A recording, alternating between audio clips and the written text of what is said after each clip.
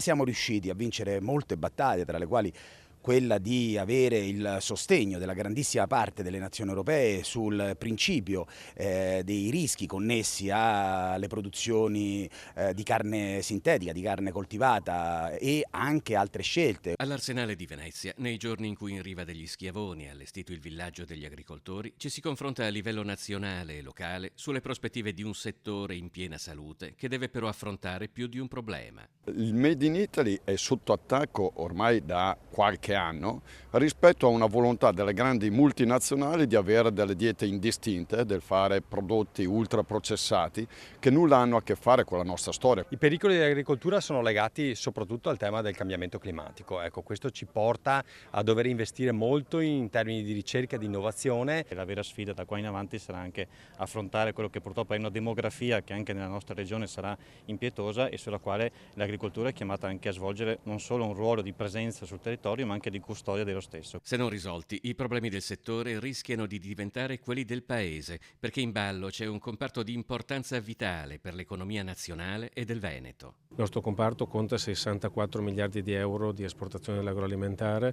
e tra le altre cose è un comparto che rispetto al 2019 è cresciuto sul 2023 del 40% e oggi 2024 rispetto al 2023 sta crescendo ancora di 7 punti percentuali. C'è poi un altro tema politico che inevitabilmente arriva per il ministro Lollobrigida, esponente di punta di Fratelli d'Italia, e sono i rigurgiti fascisti, se non nazisti e antisemiti, affiorati in alcuni esponenti del movimento giovanile del partito. Non è questione della singola polemica, è tutta una polemica.